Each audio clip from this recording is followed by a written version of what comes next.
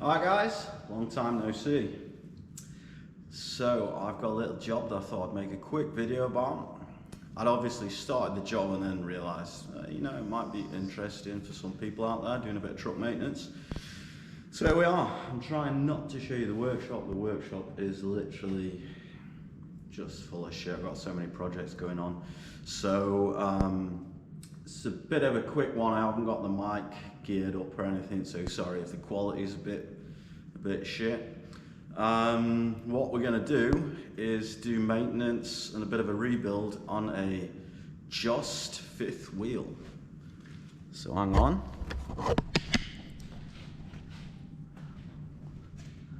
It's a MAN truck. I'm not sure if you can see that, but it's a Jost JSK 37C. So that's what we're working on. It's pretty easy. Yeah, let's get at it. So tools wise, what you're gonna need is a hammer. Don't take a little bitch hammer, take a pretty decent hammer. You're gonna need a screwdriver, a 10mm Allen key or Allen socket, either an impact or a ratchet. What else are you gonna need? A pair of water pump pliers or grips. And a 24mm and a 19mm wrench. So that's just about it. Maybe a big bar or something always helps. So yeah, that's what you're gonna need. Grease gun and maybe a few other bits and bobs. So let's show you the job. So as you can see, it's definitely not been cleaned up. Unfortunately, it's snowing in Germany, otherwise I'd have cleaned it myself. But what we're gonna do is, if I can hold the torch and the camera, would be mint. Come here, you little bugger. Oh, hang on. I'm gonna have to put the torch down on the greasy bugger here. What we're doing is we're replacing this wear collar here and the lock. That's also a wear part. The secondary locking bar, which is this here, isn't a wear part, so you generally don't have to replace that in case, unless something is drastically wrong. What we're going to do is we're going to set the secondary locking bar tension. So when we set that, what we do is we set the position or the depth of which the locking ring actually locks. So basically that eliminates play between the kingpin and the fifth wheel. So I'll show you how to set that up as well. There's plenty of tools that you can buy to do it. Dog's licking his balls. But it works if you've got a new kingpin knocking around. You can do it with a new kingpin as well. The first thing we need to do is, and I start with the fifth wheel in the locked position, and that means, Hey dog, finish licking your balls? Good boy. That means that the locking handle is in and the sprung, what do they call it in English? The sprung safety thing here is Uh-oh, retard alert! Retard alert, class! Clopped downwards, or is in the downward position. So that is the fifth wheel locked up. Now, to avoid getting a spring in the nuts or a locking ring in the nuts, hit somebody in the nuts. The next thing we need to do is look under here, and if you see that spring, it's a double spring. It's a spring in a spring. We need to pull that off. And behind it, I'm not sure if you can see that, probably not. There's also a second spring. So this is a spring. So this is a spring for the lever. And here, hang on, see this little ring here? That holds a pin that holds the spring to the locking ring. We need to pull both of this double spring off and the locking ring, the lock ring spring, and then we're pretty much sure that nothing's going to whack us in the nuts. Nothing's going to ruin my beautiful face. Right? So the easiest way to do this, obviously, I'm not going to get a very good view of it. Now you can see it. Just get a big pair of water pump pliers and pull them out like that. That's the reason of having it in the lock position, because there's a lot less tension on these springs here. And then just pull that little ring out, push the pin in. So now you can see that pin's hanging down, attached to its spring, and this double spring here is hanging down. So now there's no tension at all on the locking mechanism. We can now start opening the wear plate at the top. So it sort of stopped snowing in Germany now. Need to go to the car. Need to get the other camera stand out, or GoPro stand, because this one's too short. So first things first is, we're removing the bolts from the wear plate. Said 10 millimeter Allen. Mine are already loose because I'd already taken it apart, and I've purely put it back together for demonstration purposes. So, oh, hang on a minute, wobbling the camera. And remove your 3 bolts, but don't throw them away just yet. You need a screwdriver, and basically what you're going to do is just lever this little shit out with your screwdriver. You get the idea. It's not usually that hard, but they do sometimes. They do sometimes get a little bit stuck in there. You know. It's now we've got no, we haven't. Oh, little prick. I'll just put you guys down.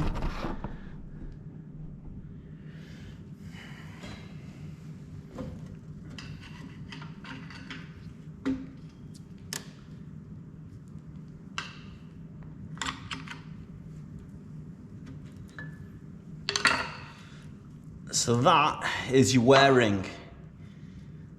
It's just bolted down with 3 bolts. You take it out. Now the next thing to do is clean your hands. Doesn't need to touch the camera again.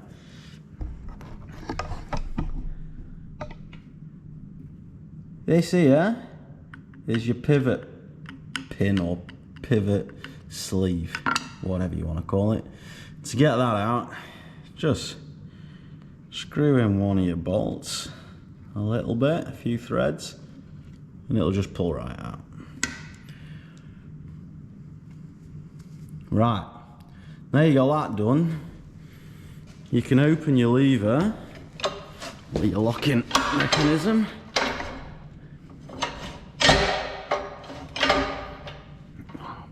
They pull me, that's it.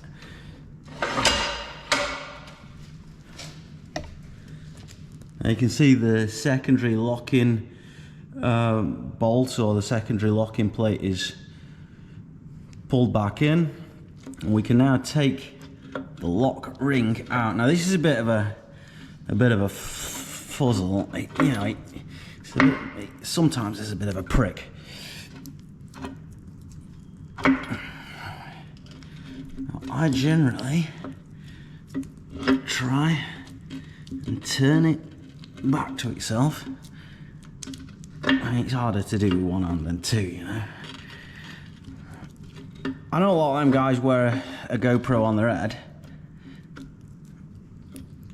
but no, I didn't realise, or I still don't realise, or no. How the hell do they know that the camera's actually pointing at what they're doing? So you just wobble it about enough, you should be able to. That's right. Now I've got it loose. Then we push it out to the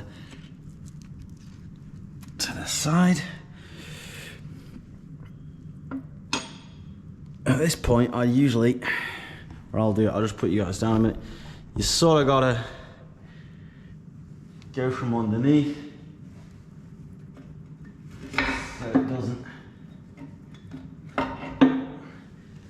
so it doesn't sort of lock up. Right. When you push it out to the rear of the fifth wheel. Really, not got the best stance for doing camera work today, but it doesn't matter. That's what GoPros are made for. Workshop tutorials 101. Now be a bit careful when you push it out, because it should have a grease line attached to it. Now, it's caught up in a few other grease lines at the minute, but I'll just pull it out there and remove the grease line. I'm not sure you can see the grease line that's attached to it, but on the left hand side of the picture there's a quick click grease line. So I just get that out, pull the grease line off, and get ready to go. So that's the old wear ring or lock ring. You can see this here is worn very thin. So it's definitely at the end of its life. In theory, if this would break, you wouldn't lose your trailer, because you got the secondary locking bar that sits in front here or comes from this side. That's the little spring with the pin on that we had to remove the ring. So yeah, I've pulled the grease line off from the quick click connector. This has a central greasing point, so it's easier to just bring it out with the new, pull the old grease line off and throw it all away. You get a new grease line, so this is pretty much everything, everything you get in your new kit. You get the locking ring here. You get a grease line with its own grease point. We can throw away this grease point, we don't need it. It's also a quick click system. This screws in here. It's your wear ring. That's the new spring, obviously. A new pivot bolt and 3 bolts and 2 zip ties. Not sure if we can sort of compare the two here. If you look how much meat's on that one and how much meat's not on that one.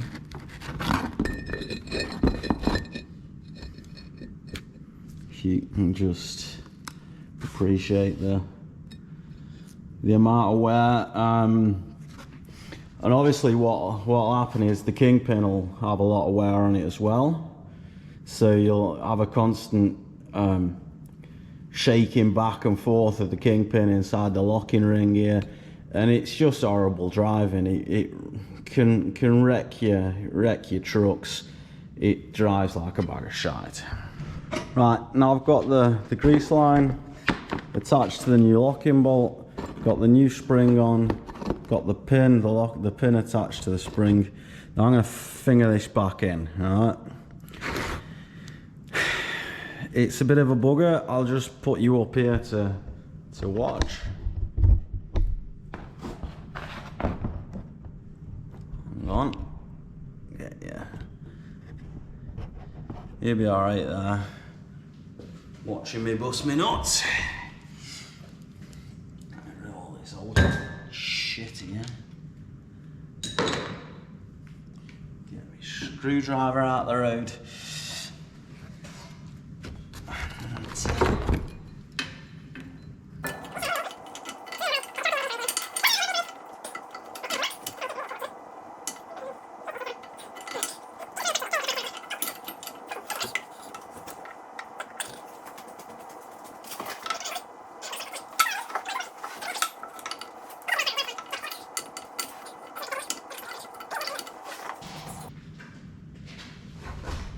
Fucking bollocks.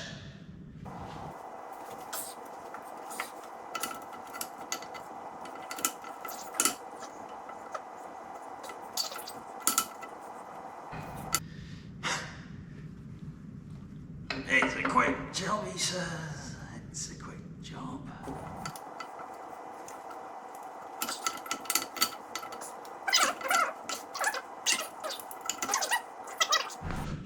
Right. Now we've got the locking ring in place. Sat in there, she is. We can start putting back the wear collar and everything back in. Now we can put a pivot bolt in. It should. It's not quite centered, but she'll go. That's it. Make sure you put the thread upwards, because the thread's what you use to pull it back out again. If you do cock up and put the thread downwards, you can still get it out, but it's much easier if you do it like that. So now we put the new wear ring in.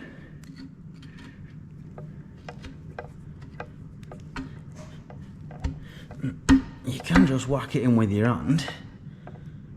But I've started not to just whack things with my hand all the time, because my hand's starting to hurt, you know, from all the years. Hang on. So we've got a little whackometer here.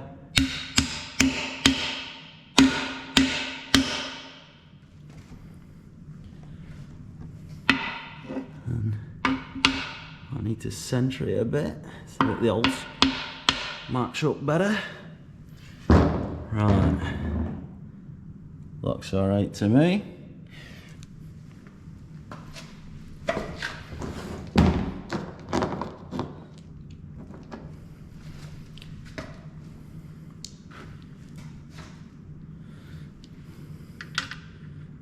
I put the new bolts in, tighten them up to 140 Newton meters. I would make sure that it's the same for your kit, because this is obviously a kit for a JSK 130. So if you've got a different type of fifth wheel, don't use 140 Newton meters without checking checking the instruction leaflet. Usually you get a piece of paper in there that tells you how many Newton meters and whatnot. So I'm gonna tighten them down, torque them up, and then we'll get the springs back in and job's a good one.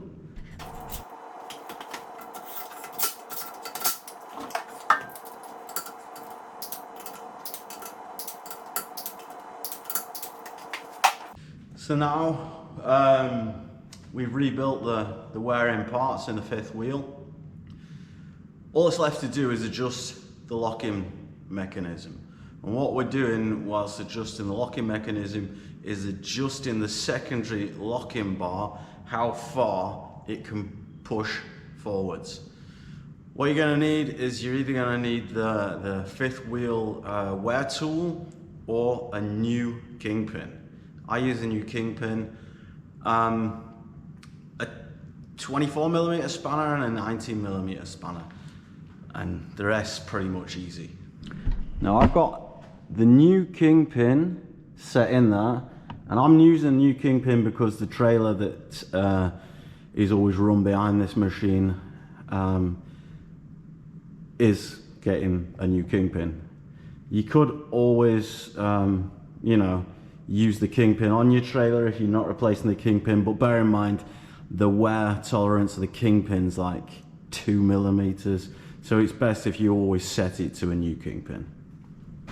We want to back off this bolt on the left hand side of the machine until it becomes completely loose.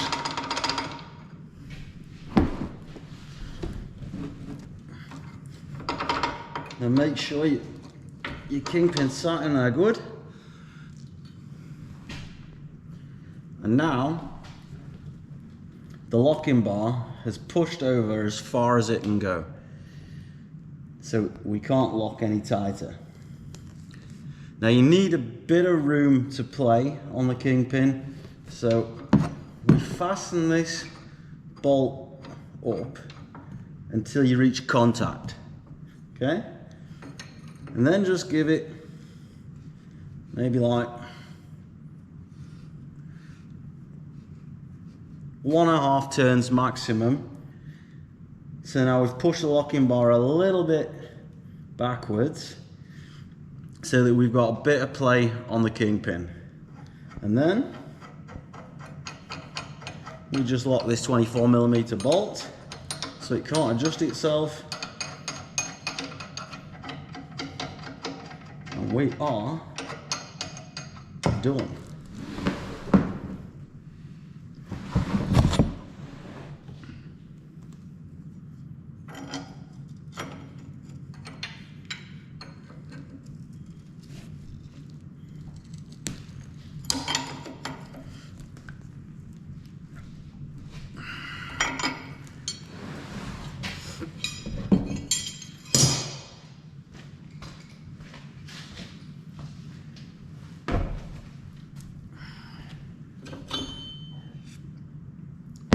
Now your kingpin should be able to turn freely. It does. And it shouldn't have any forwards or backwards